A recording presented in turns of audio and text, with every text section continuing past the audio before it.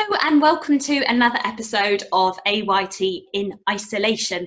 Thank you so much if you are watching this. It really does mean a lot for us at AYT to have a continued conversation and connection with you lot out there. So keep in touch and let us know how you're doing. We hope you're good. There's been loads of really brilliant guest writers writing articles at the moment that I've had a look at recently, and they're great. I know personally I don't like to be too sort of into the news at the moment, but if you do want to just have a look, you're feeling a bit lost, it's a really great place to look, and it's youngertheatre.com, so come and check us out. My name is Emma Bentley and I'm a writer and an actor, and I've been a features writer at AYT for about a year now, so yeah, it's an absolute pleasure to write for them. So today I am joined by the wonderful humans and co-directors of the Monobox, Joan Iyiola and Polly Bennett. Hello guys. Hello. Hi. So I'm not going to do a full-on Raw Court Simon Stevens Playwrights Podcast introduction because they literally have so many credits between them. I think it would just take up the whole 40 minutes. But as just a quick one, Joan is an actor whose credits include the title role in The Duchess of Malfi at the RSC, where she has regularly performed throughout her career. She's also had parts in Tree at the Young Vic Theatre, The Convert at the Gate, and in Adam Brace's amazing play They Drink It in the Congo at the Almeida. She also plays Fatima in Coyote Umi's BBC comedy Enterprise and featured in the incredible Black Earth Rising.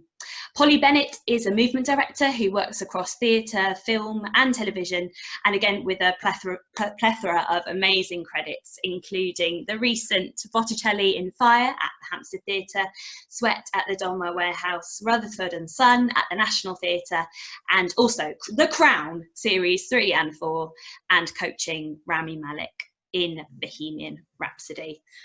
Polly, Joan, hello. Hi.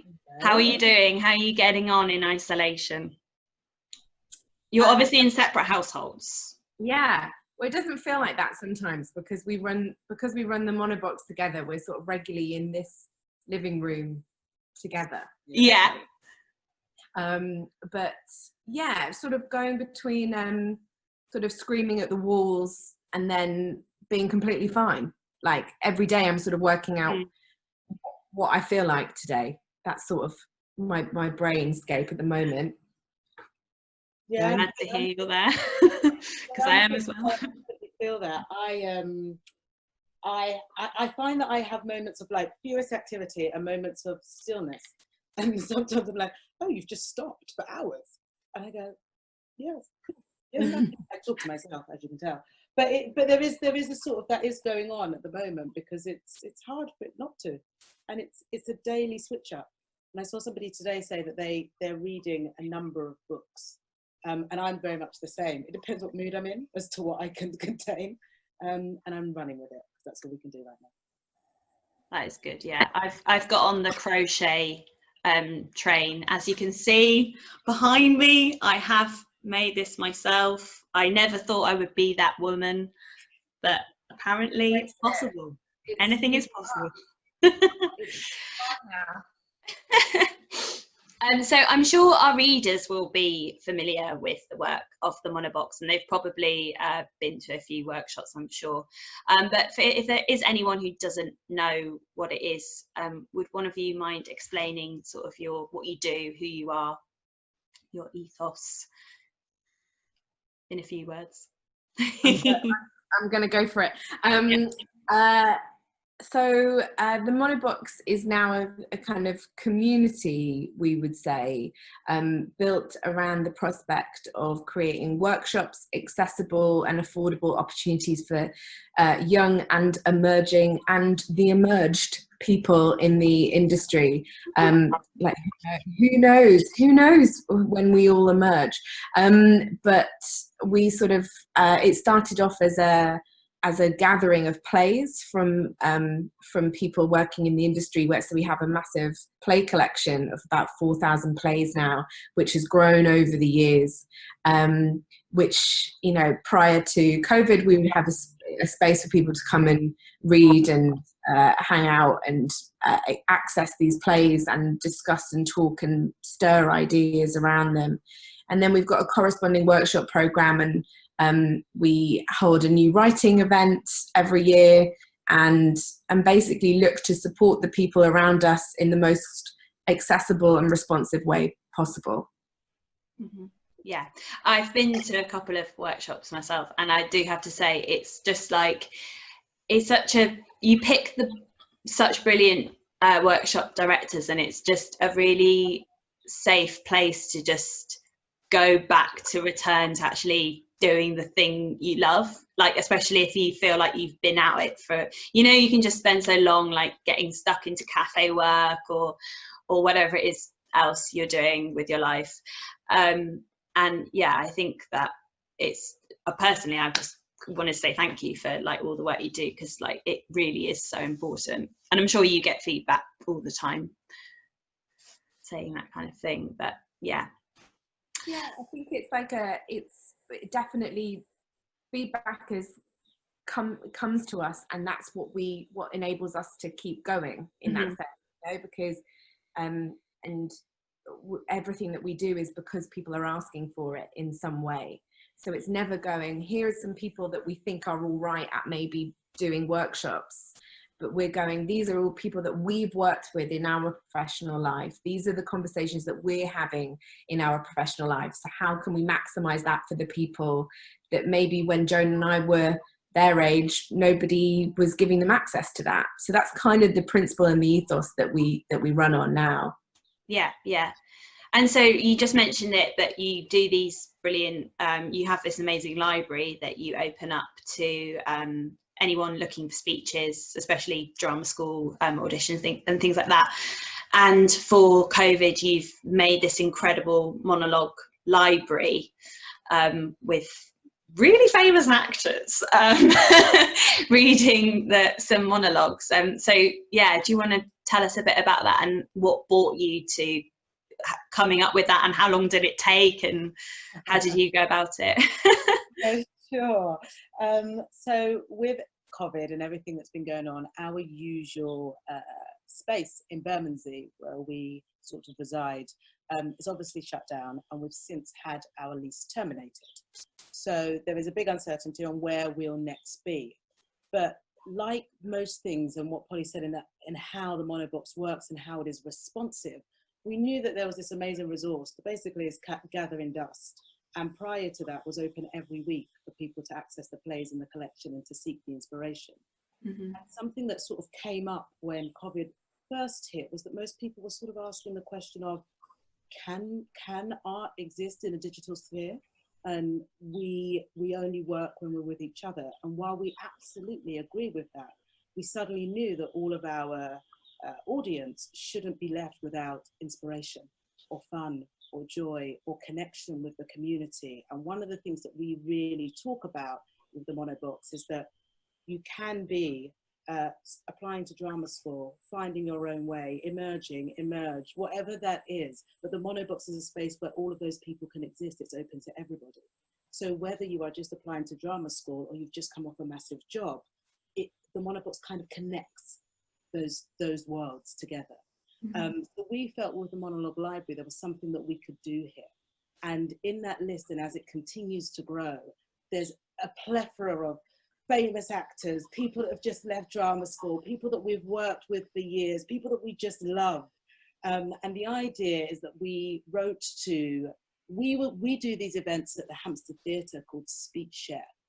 And it's called Speech Share Live there, and it's off the back of our podcast, where we invite our guests on to talk about their careers, productions that they've worked on. And at the end of the episode, they perform their favourite monologue. So we had the idea of this something that was happening and was already growing, and we knew that we wanted to sort of transfer it into a resource that was really useful for people. And then when COVID happened and we couldn't do the Speech Share Live events, and the guests that we had on for that were still interested in getting involved in some way, we did a huge call out.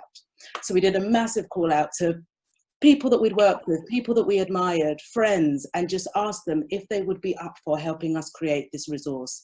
It probably took under 2 weeks, Polly? Yeah, Oh, we did it. It was really quick. I remember seeing it come up and I was like, okay, there's like a lot of speeches on there. I thought it was going to be like 3 or 4. Wet that was coming off of us, the hours, the conversations, because there's so much that goes into that request, is that you're talking to individuals and you're asking them, like with the plays, to think about the monologue that they would like to give as a gift, if you like. So there's the conversation as to, oh, what am I going to choose? Or what would that be? And if I'm passing this on to somebody, what do I want? And where does that sort of put me in the industry? Or how does it show off where I think creatively? So there's all of that wonderful discussion that goes with each actor that's a part of the project. And then you also have to involve the writer. So you have of course, the writer, you've got to get in touch with the agents. So you've got to get permission, not just from the idea, because some writers might say yes immediately, but the play might be tied into another venue. Mm-hmm. So there's a whole like, map work that goes into it. And then you also have to think about a resource like this has never existed before. So in a way, you have to make sure that it covers a breadth of literature. And that we're able not to just do the classicals, but we're able to do new writing and speak about voices that may be underrepresented in the industry. So there's just so much that comes with that. And you always say that the simple ideas are the great ones, but this was never done. And something that we have learned, this hasn't just supported those emerging and emerged talent, it's also supported lovers of theatre. And really amazingly for us, it's supported the education industry in a huge way, particularly with all of the online learning that's going on at the moment. So we're in conversations with schools and universities who are able to go, I can now use this resource for the next few weeks of teaching. And that's been a complete joy. And things like that, as you say, in relation to the feedback as well, are so important for all of the sweat and all of the, please say yes, that goes on behind the scenes. Yeah. But it was a sort of amazing thing of like, that actually in asking people that, you know, had all been locked down, lots of actors, as I'm sure a lot of your participants and following are thinking about, everyone's sort of in their house, like thinking and dreaming and imagining and remembering and projecting into the future about theatre. And so actually the kind of gift of being asked, like, what speech would you do to, like, in that moment, actually enlivened a whole sort of the essence of why people do this job, you know. And actually all of those discussions, time consuming or not, were actually kind of like, even the work that it took to do it, you know. And this is me and Joan, and we've got a wonderful producer, Alison, and an administrator general manager for the Monobox, Miles, and it was the 4 of us like pounding this. We can do it, the amount of joy it was going to bring, because, you know, sitting on it like little hens for 2 weeks, we knew it was incubating a lot of joy for us.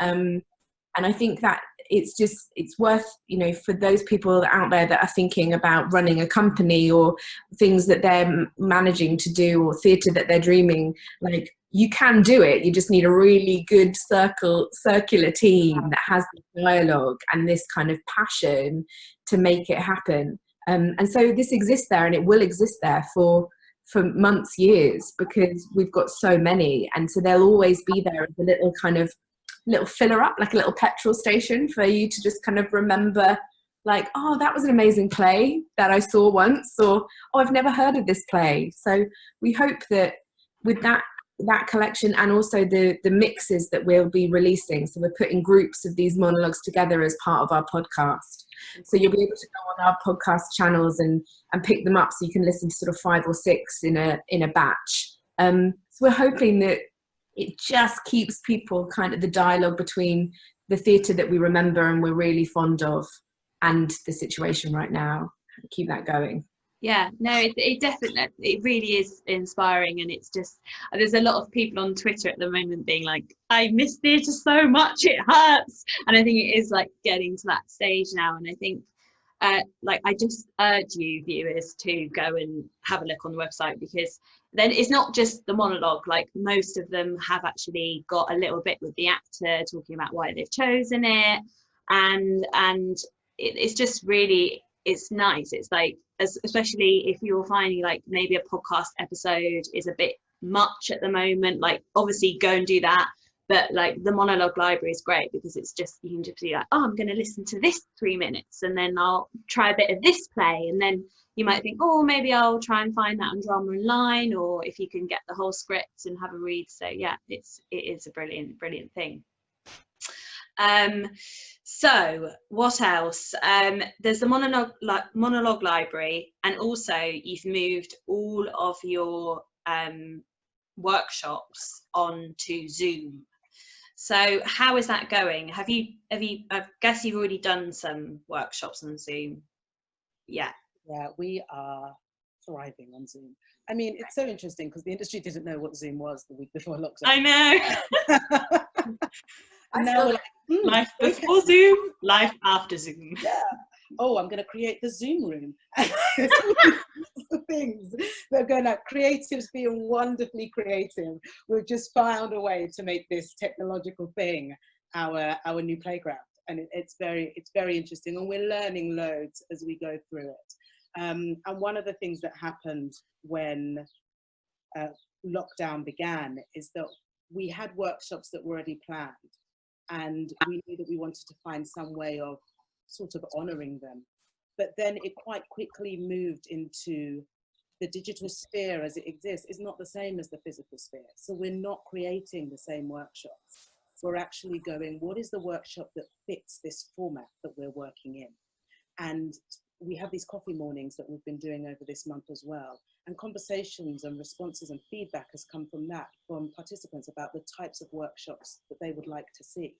So we kind of put that together with this format that we're in, and actually speak to the facilitators and encourage them to develop something new, or to develop a new way of what they would do usually.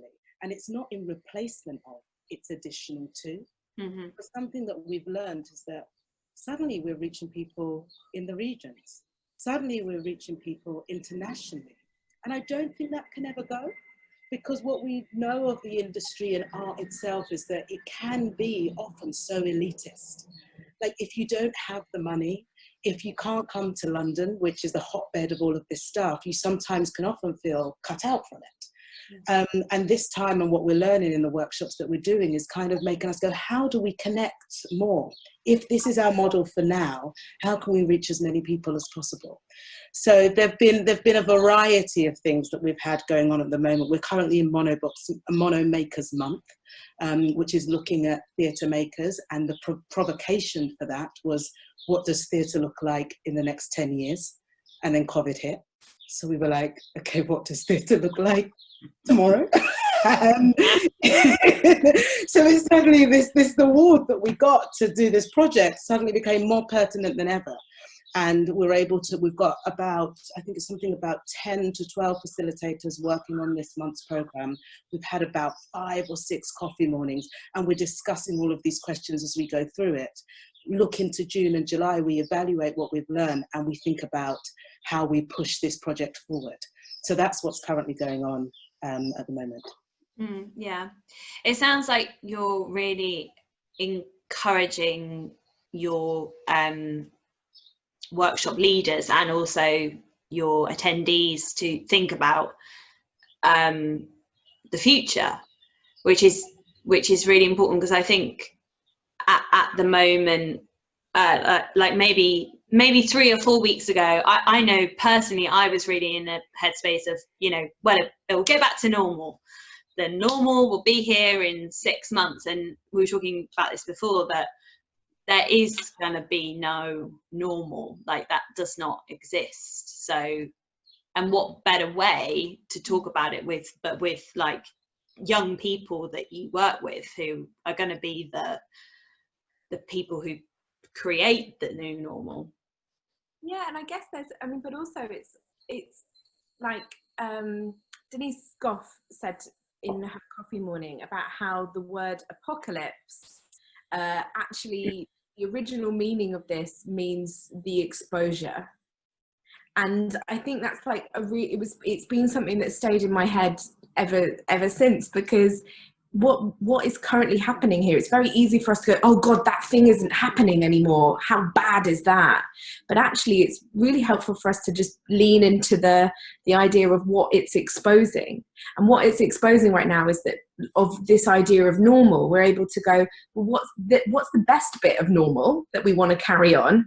And what's all the noise that's been going on for too long and prevented people or enabled lots of certain types of people, or has forthrighted things that perhaps don't need to be forthrighted anymore, and were just being enforced because that was normal. Mm-hmm. So actually we're sort of we're able to provoke that a little bit, and that's the benefit of being a small company. You know, like a lot of these institutions at the moment, the theatre institutions are worried not only about their output as theatre producers, but also about their staff and like access to their building. And they've got so many other things that are kind of preventing them from being on the ground with the artists, which is what we are. Because Joan and I are personally having concerns about our work, we're also engaging with the people that are also having concerns. So that's where that idea of the monobox community, as I mentioned right at the beginning, has come through, because we're in a position to be able to do that. So yeah, it's our responsibility to provoke those conversations and look to all of the other smaller companies that are doing the same thing and be inspired by them, because we're not getting it from up here. So what can we do instead? Yeah.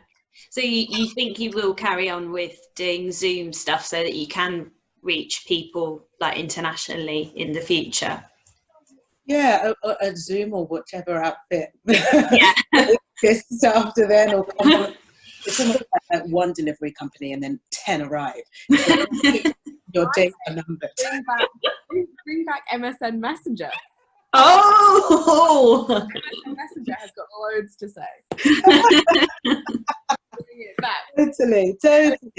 Look, for us, it's kind of a case of going, for so long, it's something that we had discussed.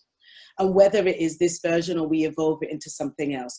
But there's only one, unfortunately, there's only one Polly, there's only one Joan. And particularly when we run this organization, alongside being an actress, writer and producer, and a star of movement direction globally, like we are often not in the same space. And so we need to make sure that these conversations and this way of thinking and working can really reach other people, and it needs to grow, and it needs to have more support in relation to that. And we also need to share the organization or collaborate with other partners. And I think that only comes from reaching out further. And I guess this begins our exploration of what that can look like if these voices are really going to thrive through this time. And I guess equally, like, if this happens again, whether that's in 2 months' time, 6 months' time, 3 years' time, 10 years' time, if this happens again, what have we learned from it? Exactly. You know, like how have we made the company exist? Mm. How have we made the thing that we understand as theatre exist? So we can't just go, oh, now we just go back to doing our workshops indoors, because then it's just completely eradicating this time, in the same way that personally we're able to go, oh, I've used this time to like speak to my parents more. You know, you're not going to just suddenly not talk to your parents. Maybe you won't, but it means that what have you learned from this situation? So we've been advocates for taking the best bits and pushing them forward. Yeah, I know, certainly, like, as an emerging artist myself, I feel like there's lots of stuff that I've returned to over the last 7 weeks that, like, they are so easy to do, just doing play readings online, but you just make excuses in the normal world, thinking, oh, I won't really work, or I don't really have time, or blah blah blah. It's all too noisy. Like, everything is noisy. Like, how can you can have all the best intentions, but we have been running fast. The theatre world has been running really, really fast, and we've got used to it. Like, so it's not that we suddenly need to go really slow. It means that we just need to go fast in the right way, with a little bit of slowness occasionally. And you also, and the positive is that you also think that, you know, the one time of the year where I really switch off is Christmas, because I know that globally it's something that is recognized and people won't be answering their emails. And so the best bits of this is that time. I've got longer, like because of the fastness, the thoughts are just quick.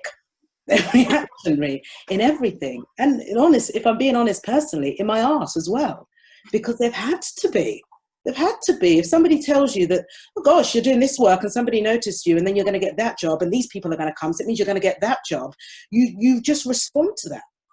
And you actually sometimes have very little time to go, is this what I want to do? Is this the thing that when I was sort of in my utopian thinking and going, this is the art that I want to make, does this fit that? Or am I just being told that you're a woman, you're black, and this is an opportunity, so you must take it? You know, there's so much that comes from this time, that this time is affording to sort of top us up for the next time, for when we emerge from this and go again. And maybe not as fast. Yeah, I think it's really important that we do try and hold on to that.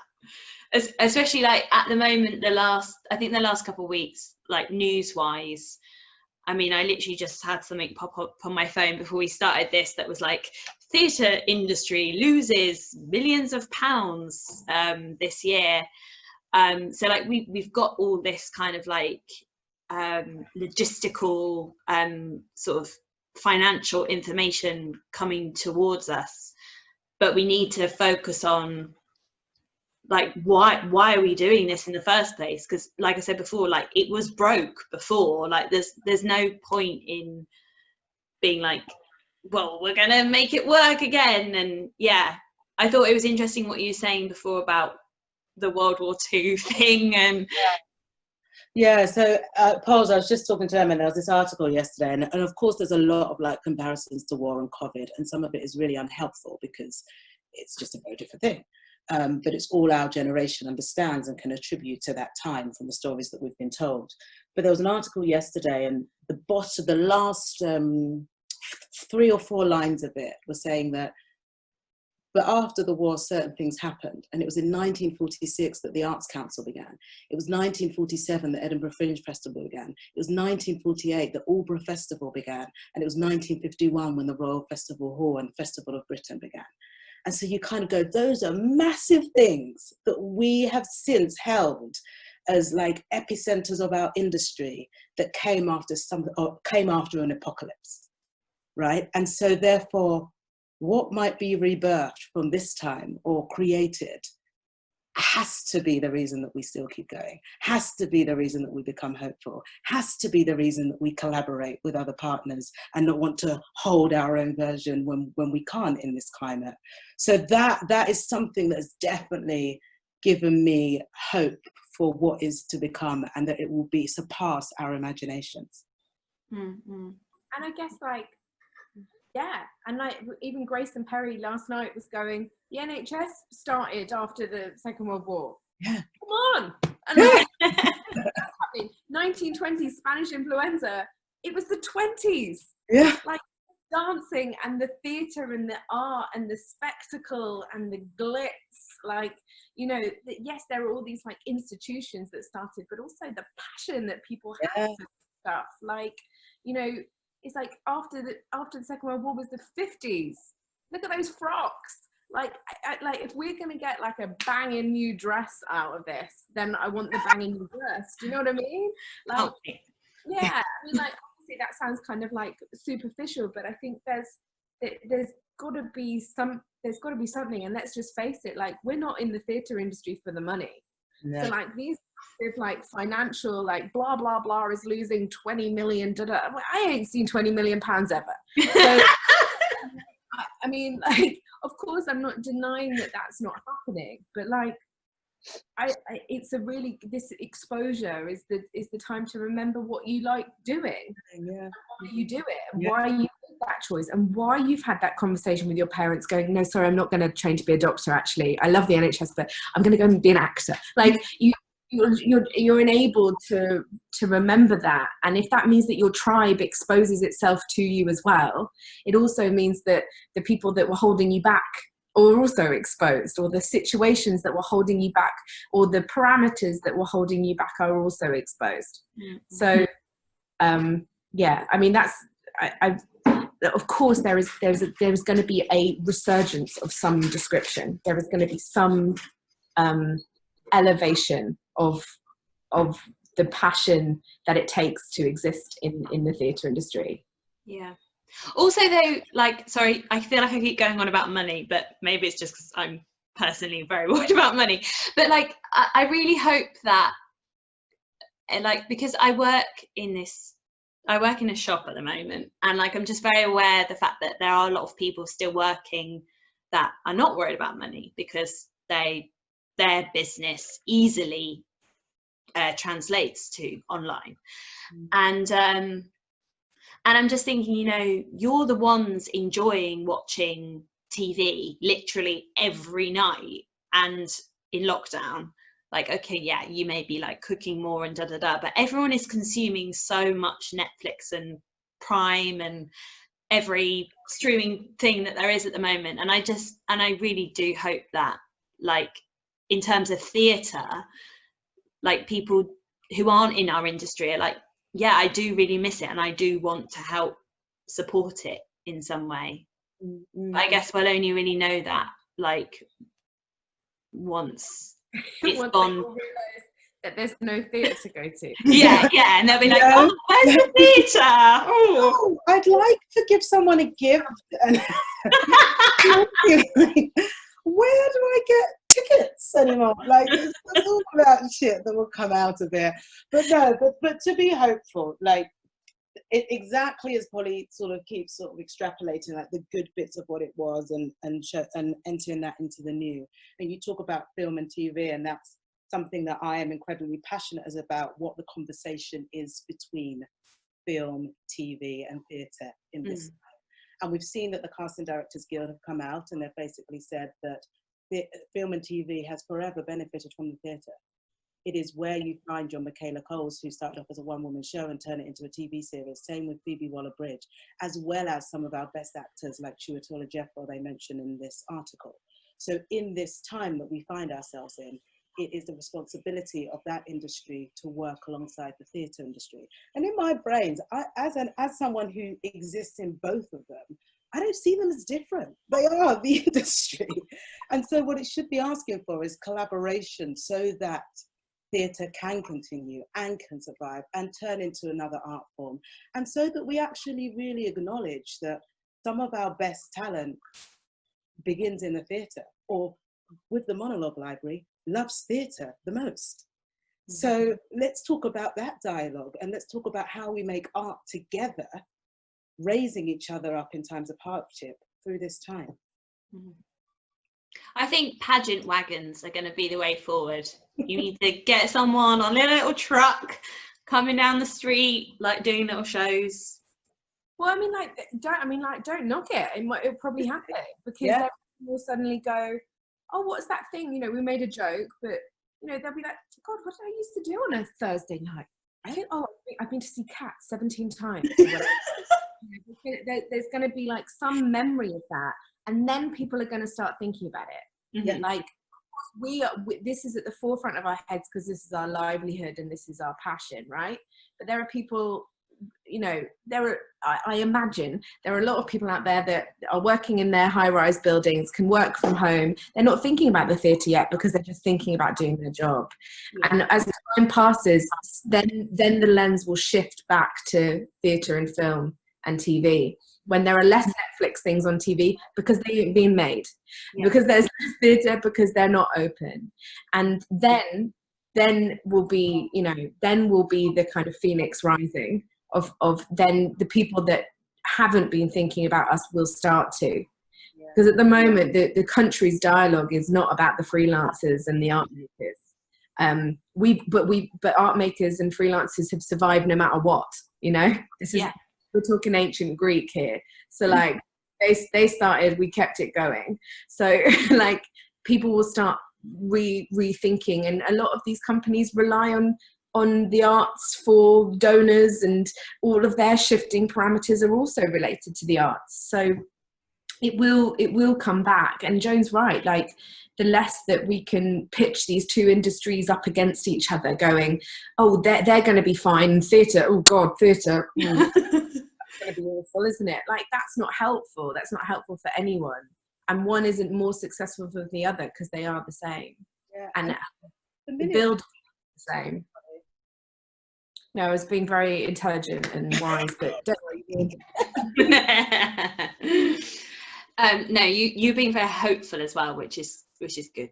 You've got to be like, we've got to be, because if we don't have, it doesn't mean that I'm always hopeful. I'm just saying that there's like, it is so easy to be sucked into the black hole of doom in this situation, at which the negative space, nothing good will come from that. That place. But exactly what you're saying, like the more that we can talk about it, cross-pollinate. Go, Joan, I know you've got something burning. Go. No, it's just, there was something that a friend said to me. It's Claire Perkins actually, and she was saying about, for so long she did theatre and education shows, and actually some of the first big buildings that will be allowed to be open when they open are the schools. So suddenly there will be a need to take theatre to where it can exist.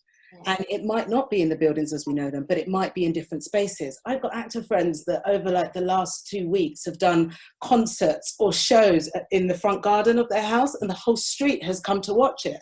So there you've got like theatre cropping up. And in the time room, with the weather that we've got, we're just going to see more of it. I saw someone on my canal walk. There was this wonderful sort of like queer cabaret performance, and they just were doing their thing. And suddenly everyone was socially distant, but was just like, this is the best thing I have seen in lockdown. And so there'll be more and more flashes of that I do believe will be a reminder about how much theatre does mean to an entire society, and not just the makers of it. But Joan, as an actor, what would you say to someone who is kind of just like, actually, I think this is the time for me to have a break from it? Like, because sometimes I feel a bit like that, like, if I'm going to be totally honest, because like, I mean, I've graduated 5 years ago, like I've done a couple of Edinburgh Fringe shows, and like I've worked my socks off, but it's just, nothing's really like gone. And like sometimes I'm just like, it would be really nice to just put that away for a little bit, you know? But then also I worry that if I do that, then, and like now would be the time to do it because there is nothing happening. But I worry that if I did do that, then people would be like, oh, you know, we've been like getting on with stuff on Zoom, or I don't know. There's lots in that I think is really interesting in terms of what you said, what you're saying and stuff, is that in this time we're all just doing whatever we can to get by, right? So if somebody is doing 10 Zoom workshops a day and there's lots of playwriting things going on, that's what works for them. If that doesn't work for you in this time, that is equally valid. Whenever job opportunities start coming up, I honestly think that nobody will care which version you did, because it was what you needed as an artist to get through that time. And I think it's sometimes nice to kind of go, I'm just taking a bit of a break. Like, we don't have the usual work patterns that other industries do in terms of holidays. And actually, maybe this is your holiday. Yeah. So like, well-deserved holiday, and you just need to put your feet up for a bit. I think that's also equally great. And I also think the terminology is quite interesting in terms of how we talk about acting, in that sometimes, unless it is paid, we don't feel that we can call ourselves that. And there's something at the Monobox that we speak about so much, which is about the slash artist, which is, you know, we are the actor and the movement director that run the Monobox. You know, and there's so much other things that we do around that as well, from coaching to writing to producing. So it isn't that we no longer sit with necessarily one title. So if you wanted to still call yourself an actor and still take up a part-time job for whatever that was, whether it's that you need a holiday or you need to pay the bills or whatever that is, that doesn't mean that you're not an actor.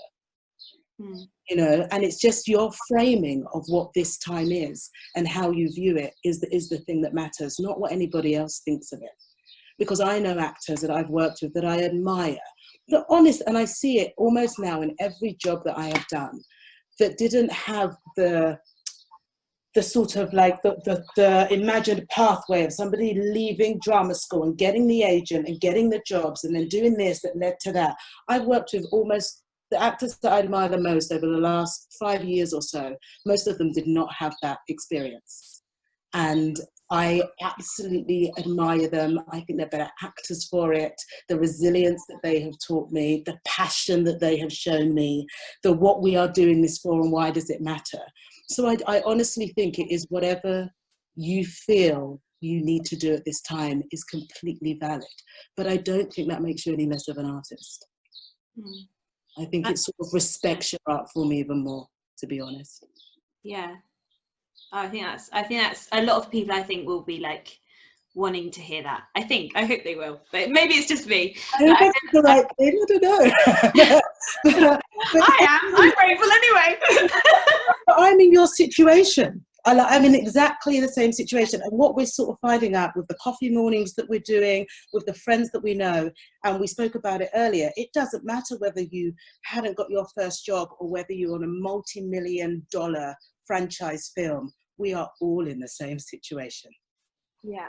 And isn't it interesting that, like, actually the conversation of, like, have you been to drama school and what have you done since drama school, or like how many jobs have you done, how many credits have you got, sort of doesn't mean anything right now, which pretty much shows that it doesn't really mean anything. Right? I'm not being funny, but like, yeah, that is old news. Talking about the new normal and the normal. I don't want to go back to that normal. I don't want to go back to that. I don't want people to be feeling like that anymore.